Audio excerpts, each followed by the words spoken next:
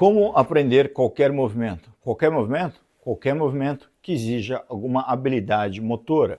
Muitas pessoas afirmam para mim, com toda a convicção do mundo, eu não tenho habilidade para pular corda, nunca vou ter. O que a maioria das pessoas ignora é que a habilidade motora ela não é um dom inato. A coordenação motora raramente é um dom inato. Não é um negócio que você nasce com isso ou não. Muito pelo contrário, trata-se de uma habilidade que pode e deve ser desenvolvida. Como eu desenvolvi a minha para pular corda. Ainda que algumas pessoas tenham sim uma maior predisposição inicial. Mas o fato é que todas as pessoas precisam passar por algum estágio de aprendizado. Portanto, a coordenação é sim treinável. E existe ciência robusta por trás desse processo de aprendizagem. Nesse vídeo de hoje eu vou apresentar um modelo clássico que já foi amplamente utilizado na ciência do esporte para a compreensão e domínio de qualquer habilidade motora, de qualquer movimento. Modelo de Fitts and Posner. Já de antemão eu digo para vocês que esse não é o único modelo, nem é o mais contemporâneo. E ele não é isento de críticas, muito pelo contrário. E nós vamos falar sobre elas aqui. Assim como algumas das alternativas existentes e releituras desse modelo de aprendizagem. O modelo Fitts and Posner foi publicado em 1967 e ele leva o nome dos seus criadores, o Paul Fitts e o Michael Posner, que foram dois psicólogos pioneiros no estudo do desenvolvimento das habilidades motoras. Eles propuseram 3 estágios fundamentais no desenvolvimento de qualquer habilidade motora. Nós vamos falar deles aqui. O modelo permanece ainda influente na psicologia do esporte, no treinamento técnico e até na educação musical e física escolar. A sua aplicação é ampla, como eu falei aqui, qualquer habilidade, qualquer movimento que exige uma habilidade motora. Então serve para pular corda, serve para artes marciais, jiu-jitsu, boxe, muay thai, serve para aprender um instrumento musical. Qualquer atividade que exija precisão técnica e refinamento motor. Mas, como eu mencionei aqui, ele não é o único, de modo que a compreensão das nuances de modelos alternativos é importante. Se você quiser entender isso mais a fundo, assista esse vídeo na íntegra. Os 3 estágios de Fitts and Posner. Primeiro, o estágio cognitivo. Aqui nessa fase inicial, a ideia é você aprender o movimento na sua totalidade. Aprender o conceito do movimento, a parte teórica. Você observa, decompõe e constrói uma representação mental daquilo que será feito. Esse primeiro estágio é marcado por esforço consciente, muito consciente. Você tem que estar consciente de tudo que você está fazendo. E, obviamente, alta incidência de erros. Você está começando, o que é absolutamente normal. Esse é o momento da persistência racional. Normalmente é onde a maioria das pessoas já desiste. Não, isso daqui não é para mim, eu não tenho coordenação. Não, você tem que passar dessa fase. A prática já começa a ocorrer aqui, ainda que em partes, né? O aprendiz ele vai experimentando partes do movimento e ainda que de forma desajeitada. Vamos dar o exemplo da corda. Pulo regular. Primeiro você vê o movimento por completo, você tenta entender o máximo ali. Aí depois você decompõe, né, na sua mente. Então vai ter que pular um pouco mais, tem que pular baixo, ele vai ter que girar os punhos só, não os braços, postura ereta, não vai abrir o braço demais, não vai abrir um braço mais que o outro, não vai ficar torto, os joelhos levemente flexionados, esse tipo de coisa. Você mentaliza primeiro tudo isso. Aí depois você começa a praticar, ainda que em partes isoladas. Eu só pulo agora sem a corda. Depois eu pulo com a corda só do lado. Presta atenção que se eu estou girando só os punhos ou não. Você faz isso de uma maneira segmentada. Fazendo um paralelo com jiu-jitsu, por exemplo. Seria o equivalente ao momento em que o aluno fica assistindo lá as instruções do professor, do mestre, e depois, na sequência, ele começa a aplicar o golpe em partes segmentadas, né? Então, agora eu vou girar meu quadril assim, agora eu vou colocar minha perna aqui. Enfim, ele vai tentando executar o movimento em partes, depois de já ter feito uma leitura geral do movimento. Próximo estágio do Fitts and Posner, o estágio associativo. Aqui começa a haver um refino da técnica. Ainda rudimentar, mas já começa a refinar minimamente. É aqui que o praticante vai associar os movimentos. Os movimentos segmentados ele vai começar a juntar. Então ele estava pulando sem a corda, depois ele já começa a colocar a corda, e ele já sabia que ele tinha só que girar os punhos, ele já tinha treinado isso, ele tinha treinado pular baixo, então ele tenta juntar tudo e procura imprimir o máximo de fluidez e consistência. Aqui ainda existe um controle consciente, a pessoa está pensando o que ela está fazendo, se ela está fazendo certo ou não, tem um feedback constante, eu estou errando, onde eu estou errando, e ela vai reajustando à medida que ela vai constatando os erros. Só que é um controle consciente não sobre as partes segmentadas propriamente, mas mais sobre o movimento total, que ela já está juntando. E aí há uma prática deliberada, a pessoa vai ficar repetindo, repetindo, repetindo a exaustão, até refinar o movimento, com base nesse feedback que ela vai tendo, né, com os erros que ela vai fazendo. Portanto, aqui o praticante associa as partes do movimento e pensa, tem um controle consciente do movimento completo e vai tentando refinar com a prática deliberada. Antes de a gente ir para o terceiro estágio, deixa seu like aqui se estiver curtindo o seu vídeo, é importante para o canal. E aproveitando, se você quiser acelerar o seu processo de aprendizado e trabalhar também seu condicionamento de uma forma gradativa, tem um curso para isso, está aqui na descrição do vídeo, beleza? Continuando aqui. Terceiro estágio, estágio autônomo. Após a prática deliberada, você repetir trocentas vezes o movimento, finalmente o movimento ele é internalizado. Você começa a fazê-lo, executá-lo de uma forma automática, ou se não quase que automática. Nesse estágio, vocês vão notar que o esforço consciente é mínimo. Você não vai ficar pensando praticamente no que você está fazendo. Você já fez tantas vezes, de forma tão repetitiva, todo aquele movimento completo, que a coisa flui. A coisa começa a fluir. E aqui começa a ficar divertido. Esse estágio autônomo corresponde àquilo que a gente chama vulgarmente de memória muscular, que não é bem uma memória muscular. O músculo não tem memória. Não é o músculo que memoriza, mas sim o seu sistema nervoso central, que, com a prática constante, ele cria conexões neurais mais rápidas e eficientes, permitindo assim que você realize o movimento automaticamente, sem precisar ficar pensando em cada etapa, né? Onde que eu vou colocar meu pé? Eu estou com a postura correta, não estou girando os meus punhos, ou estou girando os braços. Não, você não fica pensando nisso mais. O negócio já flui e flui bonitinho. E aqui, como dito, que começa a diversão, porque uma vez que já dominou o movimento, ficou automático, aí você pode começar a colocar velocidade, alta intensidade. E se tem alguma coisa que a gente gosta aqui, que a gente preza aqui, é por velocidade, intensidade. Seu treino efetivo começar e não ficar naquele oba-oba em velocidade de cruzeiro. Não, você vai treinar para valer. Traçando novamente um paralelo com o jiu-jitsu, seria o momento que você encaixa o golpe perfeitamente, né? Você faz de uma forma automática, sem ficar pensando em cada etapa. Vai lá, papapum, já dá aquele triângulo perfeito, fininho, ajustado, que o seu adversário não vai conseguir sair nem a pau.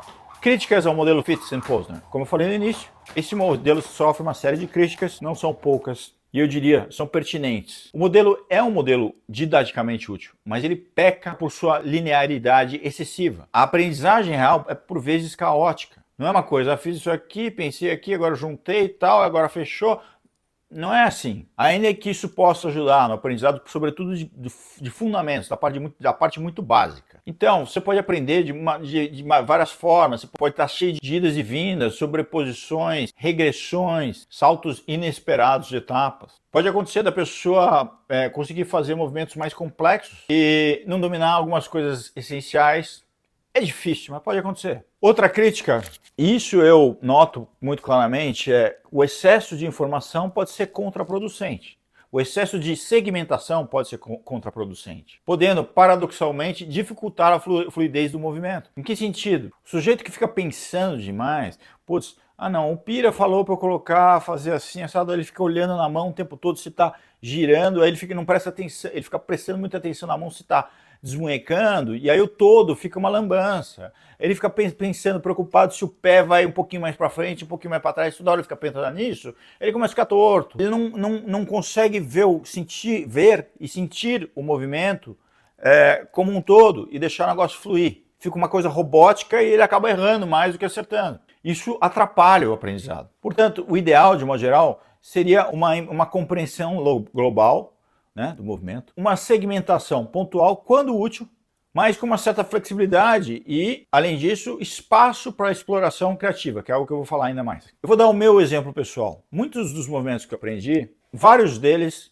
seguiram essa sequência. Eu vi um vídeo lá, tentava entender o movimento como um todo, dividia ele em partes, treinava essas partes de uma forma segmentada, depois juntava tudo. Ia repetia, até ficar automático. Mas, às vezes acontecia de eu tentar fazer essa leitura inicial, mas ao invés de eu segmentar parte por parte, eu já tentava fazer numa tacada só o movimento e às vezes era mais fácil assim. Então eu testava. Alguns movimentos fluía mais assim, mas era mais natural. Outros eu precisava segmentar mais. Quais? Depende do indivíduo. Tem gente que pega algumas coisas com facilidade, não precisa ficar dividindo o movimento em trocentas partes. Ela vai treinando como um todo e... Então eu fazia isso, no começo aí é desajeitado mesmo fazendo assim, só que uma hora o corpo meio que entendia, o negócio fluía. É como se o corpo entendesse a biomecânica do movimento, na marra. Portanto, testar diferentes abordagens e não se prender a um método, um modelo, né, teórico único, costuma ser mais eficaz. Para isso você tem que ter uma consciência corporal, que é uma coisa que você vai ganhando com a prática. Dito isso, uma padronização mínima é necessária, eu entendo que ela é necessária para você aprender movimentos mais básicos, que garantam a eficiência e a segurança do movimento. No caso da corda aqui, por exemplo, como pular baixo, girar somente os punhos, evitar aterrissar com o pé inteiro, senão com o calcanhar. Tudo isso é meio que imperativo. Dito isso, há alguns aspectos que não são necessariamente universais. Por exemplo, pega o boxeador Floyd Mayweather Jr., já aposentado. Joga aí, Floyd Mayweather Jr. Jump Rope. Ele pula a corda. Ele pula a corda muito bem, muito intenso. Ele performa muito bem com a corda. E, no entanto, ele usa uma corda que parece gigante para o tamanho dele. Desproporcional. Se vocês derem uma pesquisada por aí, vocês vão ver que a indicação é que quanto menor a corda, mais rápido ela gira. Tanto é que em competições de velocidade, as pessoas usam cordas curtíssimas a ponto de elas terem que se curvar para conseguir fazer com que a corda passe sobre elas. E aí com isso elas ganham mais velocidade. O Floyd usa uma corda gigante. Eu vou chegar para ele e falar, pô, Floyd, você não sabe nada de pular corda, você está errado. Não. Pô, eu até nomeei uma das minhas cordas com o sobrenome dele, a Pira Mayweather. Eu sou fã do Floyd. Ele treina pacas com a corda, ele sabe treinar. Ele não fica de oba-oba. Ele é um exemplo de performance, que é coisa que a gente preza aqui. Alta performance. Outro exemplo, eu já vi alguns boxeadores abrindo um pouco mais os braços, né? Cotovelo não tão próximo aqui à cintura, o que normalmente eu falaria, não, fecha mais aqui o cotovelo, para as pessoas de um modo geral, né? Tem um boxeador aí que eu sigo aí que ele abre um pouco mais os braços, só que ele faz algumas coisas que exigem um grau de inteligência motora e coordenação altíssimos. Então ele faz reversões com a corda e mantendo a intensidade a alta velocidade. Então ele está pulando, depois ele reverte, começa a pular para trás, depois ele reverte, gira de novo, começa a pular para frente, aí faz double under, isso tudo rápido. Só que ele abre um pouco mais os braços, não absurdamente, mas abre mais. Para o sujeito que vai lá, by the book, né, que pensa assim, fala, não, o braço está aberto demais, não pode. Não, para ele pode. Para ele pode porque ele não perde eficiência. Da mesma forma que o Floyd Mayweather não perde eficiência no giro com uma corda grande, esse cara não perde eficiência abrindo um pouco mais os braços. Para ele talvez seja mais confortável assim. A questão é, você está eficiente, você está conseguindo colocar velocidade, está fluido o movimento. Agora, quando o sujeito abre demais os braços e usa uma corda muito grande, e ele com isso está perdendo eficiência, tem muito espaço para fazer erro, né? A corda está girando torta de uma forma não harmônica, não aquela parábola bonitinha, você vê que o negócio está todo entortando, por quê? Porque tem corda sobrando, e o braço está muito aberto, ele não consegue colocar velocidade. Então esse cara, ele está fazendo tudo errado mesmo. De um modo geral, para a maioria das pessoas, existe uma regra meio que geral, mas há exceções, como as que eu citei. Então, o ambiente e o corpo impõem soluções que são mais eficientes para determinados indivíduos. Outro ponto que eu quero destacar aqui, o apego excessivo a determinados padrões tende a engessar a criatividade. Os modelos tradicionais, eles garantem um alicerce técnico, mas eles travam o repertório motor se eles não forem transcendidos em algum momento. Veja o caso dos embaixadores do Rush Athletics, por exemplo, que pulam muito bem, treinam intensamente. O Rush é o cara que treina intensamente, faz vários movimentos que eu não faço, tá? Então, você precisa treinar muito, você tem que fazer repetidamente para pegar a manha desses movimentos. Só que você vê que os caras, mulheres também, eles pulam praticamente da mesma forma. São os mesmos movimentos. Parece que é a mesma pessoa que está pulando, né? Então é aquele mesmo padrão de movimento que é replicado. Todos ali circunscritos ao espaço, os limites do seu tapetinho de EVA retangular. Ah, mas é porque eles estão no tapete, eles poderiam fazer um negócio diferente, caminhar com a corda e tal. É, sim, pode ser, mas o que se vê é uma padronização. Ninguém sai ali daquele protocolo, ninguém sai daquele padrão, dificilmente. Eu, pelo menos, não vejo. Então, eu faço um treino com a corda, faço uns movimentos, caminho para lá e para cá direto, me movimento muito, uso muito o espaço, me movimentar rapidamente para várias direções, o máximo que eu consigo, e eu dou umas meio que requebradas com o corpo, né, com o tronco, com o quadril, coloco o pé aqui e ali, enfim, que movimentos são esses? Não sei. Onde é que você viu? Sei lá, eu fui fazendo, fui sentindo meu corpo e fazendo. Eu não segui, eu não repliquei um padrão. Ou se repliquei foi inconscientemente. entendeu? Não foi, putz, não, o cara faz assim, esse é o movimento Southpaw, então tem que fazer assim, vamos fazer igual todo mundo. Não, eu vou fazendo, o negócio surge. Contanto que eu não transgrida alguns conceitos fundamentais, não pule alto demais, eu não fique girando os braços ao invés de girar os punhos. Eu vou criando.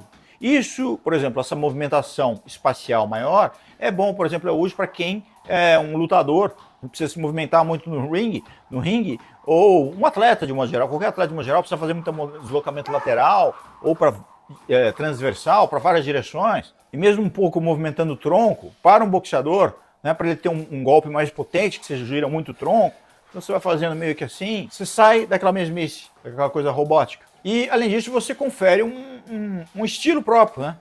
Uma coisa que não fica, pô, esse cara é aluno do Rush. Fica uma coisa, tem um estilo próprio. Você não vira um mero replicador de padrões. Eu falei que ia falar um pouco das alternativas, né?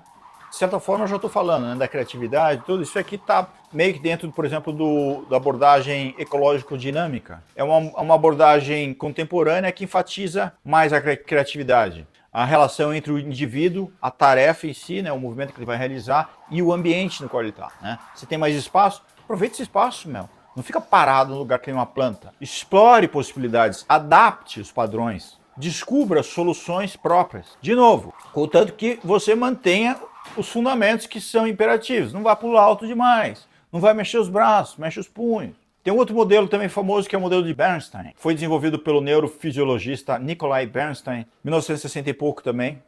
Mais ou menos na mesma época ali do Fitts and Posner. E o Bernstein, ele fala de graus de liberdade. Ele explica que o ser humano, ele tende a meio que congelar suas articulações no momento inicial. Que faz todo sentido. A pessoa começa a pular, ela tá durona, travadona.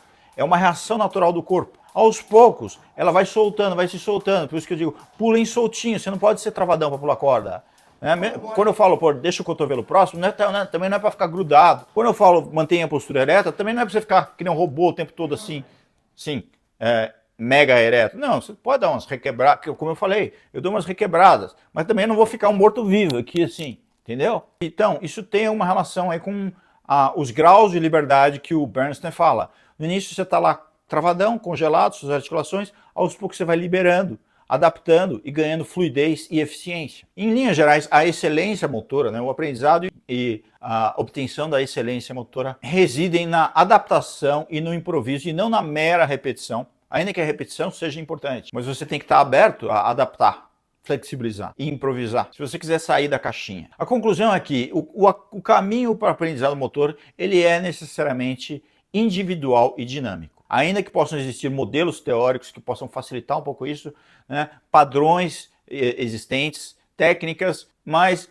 você nunca pode deixar de atentar para a sua individualidade e fazer testes consigo mesmo e sentindo o que vai funcionando melhor para você. Como é que você aprende mais rápido? Você parte do padrão para o ajuste, da regra para a exceção. Vídeo exemplo do Floyd Mayweather e sua corda gigante. Da técnica para a criatividade, sempre com respeito aos fundamentos inegociáveis. Uma boa regra geral é você utilizar os modelos clássicos como o Fitts and Posner para o básico, para os movimentos mais básicos, né? Para construir sua base, mas esteja pronto para romper com esse modelo mais clássico. De que forma? Incorporando exploração, adaptação e variabilidade. Dominar o movimento não é apenas repeti-lo, é transformá-lo, reajustá-lo, reinventá-lo. Assim você alcança eficiência no movimento, um estilo próprio e um prazer maior em treinar.